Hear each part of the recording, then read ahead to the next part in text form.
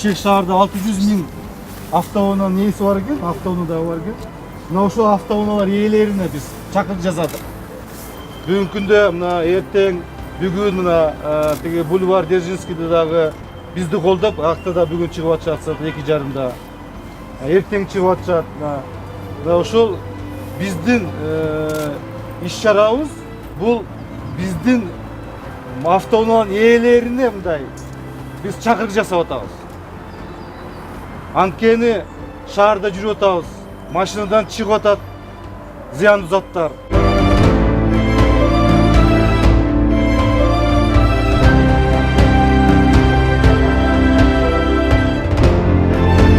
Bir darактын пайдасы жайын кезинде. Bir darактын кислород чыгышы 3 адамга керектүү болот экен. Bir darактын кислород чыгышы.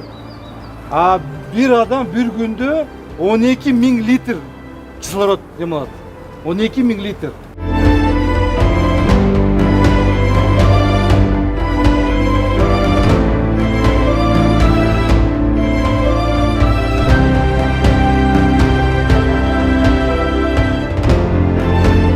Бул көчөттү такта деле эмес, үйдө тиксин, көчөдө тиксин, бирок бир шарт бар да, ошол дарак суу менен камсыз болуп сугарылыш керек. Жөн эле баягы галочка үчүн баягы даракты тигип, анан кийин эртеси күнү курап калса, ал эч кандай таасири жок.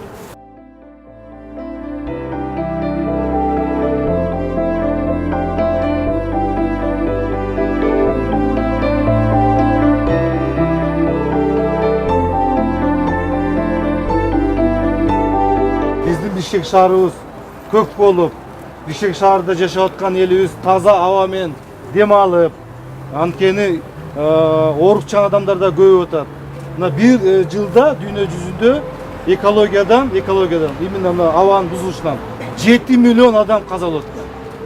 Дүйнө боюнча 7 миллион адам каза болот.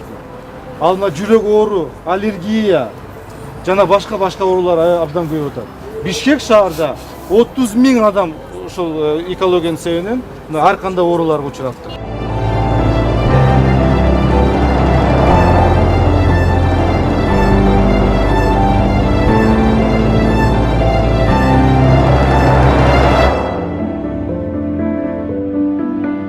Ушул биздин тиккен көчөтүбүз өнүгүп өсүп, биздин Бишкек шаарыбызды көктөндүрүп, Жакшынакай парк болуп бул жерде биздин балдарыбыз келип, ата-энелерибиз эс алып, бул жерде Жакшынакай таза аба менен дем алып деп тилектешпиз.